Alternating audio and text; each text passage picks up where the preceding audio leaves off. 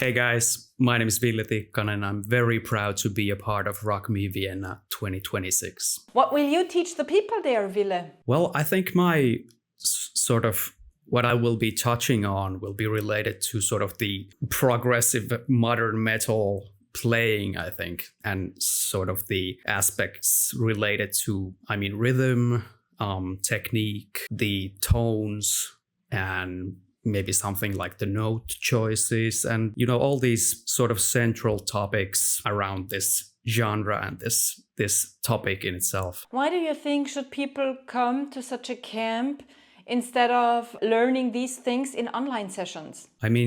You really can't beat like this supportive atmosphere and this sort of like a place where you're all like together in the same place. And learning online is totally cool, but there's something about the social get together that you can't really like beat, I would say. And it's also about getting to know each other and, having those conversations. And I think it's something more than just an online course or something like that. What made you accept the invitation to come to Vienna? So many things. First of all, the amazing lineup, obviously, and the location. I've never been to Vienna or Austria for that matter. And, I'm someone who wants to learn all the time. So having the possibility to learn from these sort of amazing legendary players is an honor, and also from the people that are joining. So I think it's a great opportunity to, also take my playing to the next level and, learn something new about myself. I'm pretty sure there are many things that you also can teach the older guys. What especially are your skills that maybe the older generations do not have? I think one of my strengths is sort of this out of the box sort of perspective. Since I'm mainly self-taught player, I use my ear and, sort of the intuition that I have. And I feel like the modern sort of metal playing in itself is such a new thing in a way, how I approach making riffs, how I approach playing chords and building these like complex riffs, but also something that's like catchy and hopefully sticks to your ear. So hopefully like bringing some new viewpoints to playing and how you can achieve certain things. And yeah, maybe it's somewhere in that area. Where do you see the biggest difference between riffs that are already out there since the maybe 60s or 70s from the past century and your modern riffs? What are the main differences there? I think there's a lot. It kind of depends on how you look at it, but I think it's comes to like how you're utilizing basically all the strings if you can. You're utilizing these big chords that may not be something that's, a part of sort of the classic metal playing, and having these sort of emotional, not only like dark riffs, but also very melodic things. And I think it's a lot more, it's defined in a way that the tone is sort of a part of the style in a way. And the way you combine your picking aggression and how it translates to your tone is something I think it's something that people look for today a lot more, because if you think about my tones that I use, they sound very aggressive, but a lot of the aggression comes from my picking. So there's sort of this combination of technique and sound. So maybe it's somewhere around there, and yeah, I think so. You told us that you're mainly self-taught.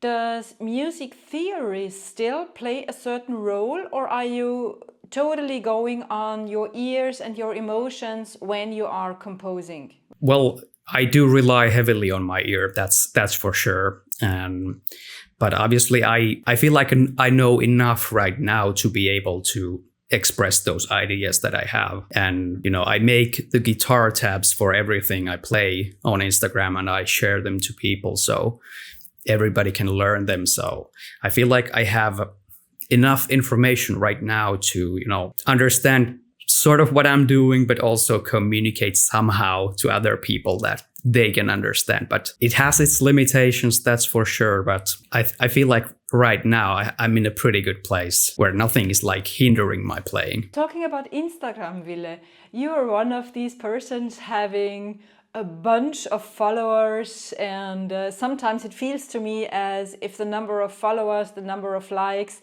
is the new currency in the music business. How do you perceive the social media presence as part of your music business? That's a good question, and I feel like social media has somehow become like a very like needed part almost for every musician. It's not like you can just play and hope that somebody hears you, but somehow it has become the standard in a way that somehow you need to be able to utilize it. And for me, Instagram is mainly like a place where I can gather my ideas and, have this place for my sort of the creative outlets that I need. So I think it does play a big role, but at the same time, I feel like it's something that everybody should sort of consider how they want to apply to their, what they want to do. And being a creator or an influencer may not be something that everybody wants to do, and that's completely fine. And being, authentic and staying true to what you want, I feel like that's the sort of the end point anyway. Would you consider yourself being an influencer on Instagram in order to also get the message that you want to convey out there to the people? I mean, the term influencer kind of comes along. It just happens. I do not really consider myself as an influencer. I mainly see myself as someone who creates. Maybe it's a creator, but I think in a way I am, because I produce content on a frequent and a consistent basis. And that is something that has attracted attention from brands and players. So I think it's something I cannot deny. And there are, of course, aspects that I thoroughly enjoy. So it's something that I like to do. It has both the musical and the visual sides of me that I want to share. So I do enjoy it. Yeah. So I bet you have followers and fans all over the world without the need to really go there. Where in the world do you have the biggest fan community? Actually, in the US, I think that's around 25%. It's sort of the biggest individual group of followers that I have. So mainly from the US, but also, Latin America and Europe as well. But United States is the biggest one for now. Any idea why? Ever been there? Did you tour through the US? I've never been there. So it's really interesting to me as well. But I feel like this genre, the modern metal style, has been around in the US for a lot longer than in Europe. So it may be something that's a bit more like already rooted in the musical sort of space. That might be one thing. But other than that, I really don't know. Let's talk a little bit about playing live. How many live acts do you have? Well, currently, my current band, we're sort of in a hiatus right now. And sort of everything else is taking a lot of time right now. So currently I'm not playing any shows, but I did some shows last year. But mainly the band stuff is something that's not really present right now. I wish I could do it more, and I hopefully will. But yeah, hopefully in the future, a lot more. Rock Me Vienna, definitely. There will be a lot of opportunity for playing live. What is the biggest difference for you playing live and playing in your studio? I mean, the whole atmosphere. I think that's the whole big feeling that you have when you play in front of a crowd. It's so different from, being in your studio and listening only or playing. You're filming yourself at the same time, so you're getting really picky about things. You hear every mistake, and you're it doesn't really have this natural flow to it, and you're not really getting any feedback directly. So it's sort of one-sided in a way, and that's something that you can't really get from like playing in a studio, the immediate response from the crowd and everything like that. You also told us that companies sort of start following you. You are known for being an ambassador for Cordial. Yes. Did you approach Cordial? Did they approach you? And what is your point of the collaboration? Are you a fan of their materials too? I mean, well, the first question, they actually approached me. I think it was earlier this year, and they had followed me for a while. They knew what I did, and through some mutual friends, they contacted me and we started talking. And, Cordial is such a long-term established brand. So I obviously knew who they were. I have their cables in my storage over there. And I mean, it was very natural. And one of the things that I like about the company, aside from, the high quality products, is that they're an amazing bunch of people as well. So the sort of the atmosphere that I got from them, and the way they're so kind and they want to support me and I want to support them. So it's very mutual and sort of feels very natural and right in a way. Yeah, we are also very happy to have them as partner at Rock Me Vienna, because it will give all our people, all the campus there, a good feeling to connect not only socially but also via cables. Let's talk a little bit about your guitars. What is currently your favorite guitar? I can actually show you if that's fine. Yeah, cool. Yes, please. This is a guitar that I've been playing a lot recently. This is my custom shop Mayonnaise Duvel Forever 6. Duvel Elite Forever 6, yeah. And because it has the Evertune bridge, and it's a perfect studio guitar. It doesn't go out of tune. So that's a really big thing for me. And I mean, this is the one that I waited for around a year, since it's a custom shop guitar. It's a really, really high quality, I love the color. I sort of gravitate towards these red colors in my guitars. So I've been really enjoying this one. Who would you say are these musicians who influenced you most? I mean, there's a lot of players. I think when I started, obviously Metallica, James Hetfield. I listened to a lot of Pantera, so Dimebag was a big influence for me. And later on, players like Jeff Loomis, he became a really big thing for me as well. But also, sort of nowadays, these progressive players like, obviously, Tosin Abasi, John Brown from Monuments, Misha from Periphery. There's a lot of amazing players that I've been listening to, and it's sometimes really hard to define that what actually inspired me, because it's such a big a combination of everything that I've listened to. But I think those are the players sort of that come to mind right now. When we talk about our lineup and the roster of the Rock Me Vienna Teaching Stars, they are style-wise maybe a little bit different from those who you currently mentioned. Still, what is your connection to, for instance, Frank Gambale? I mean, we really don't have a very strong connection to him, but when I grew up, I heard his name a lot. So obviously we're a little bit different as players, so I haven't really touched on that genre, but I feel as a name, I have a really big respect for him. And when we talk about Key Marcello? I think he's Swedish, right? Right. Yes. Yeah. So, yeah, I feel we have this Finnish-Swedish connection somehow. So, obviously, I've known Europe all my life.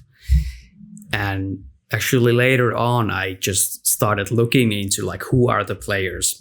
Not very recently, but years ago. And that's when sort of his name stuck with me. So, I've known him similarly, forever now. And talk about Andy Timmons. I mean, Andy is a beast. He's an amazing player. And I mean, I followed what he's done during like the recent years, and he's such a well-spoken person and he seems really kind and really talented, and he knows what he likes. And, his phrasing and everything is it's amazing. And people like, for instance, Neely Brosh? Neely is actually more of an unfamiliar name for me. So her name actually came up through Rock Me Vienna. I feel like I might have heard about her in the past, but sort of with this connection, she became more on my radar, I'd say. Did Alain Ibrahim ever cross your way? I've heard he's playing many, many times, and he is an absolute beast as well, and sort of a scary player because he's so damn good. So I'm really excited to meet him and, learn from him. Another beast that we might have in our roster is Herman Lee. Oh, yeah. Herman, I mean, Guitar Hero 3 was such a big part of my, teenage and childhood years. And, Through the Fire and Flames became such a big song through that game.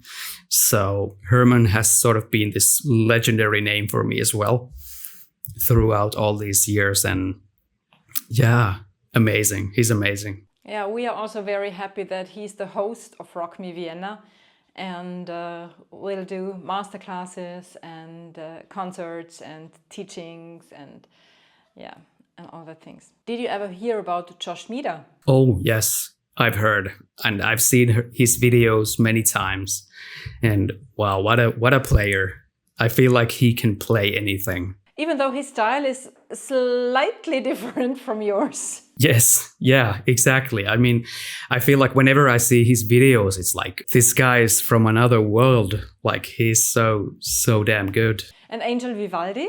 Yeah, I've followed Angel's journey for a long time, listened to his music quite a lot, actually. And yeah, he's an amazing player. And I really have a big respect for how he creates and how he writes music. And yeah, he's an amazing player as well. We met him now in Las Vegas as well. He was also part of the John Petrucci camp.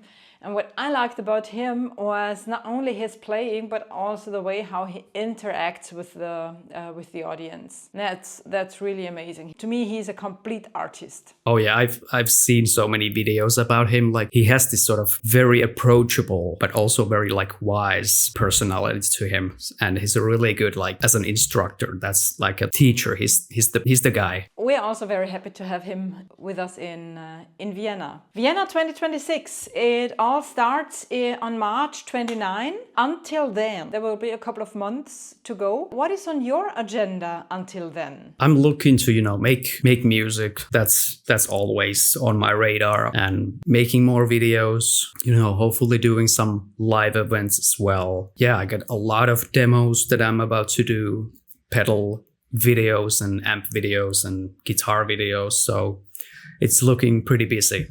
And until then, we can follow you on social media, and then we're super happy to see you in Vienna and to have you personally on our stage of Rock Me Vienna. Don't forget to sign up at rockmevienna.com, and I'm really looking forward to seeing you there.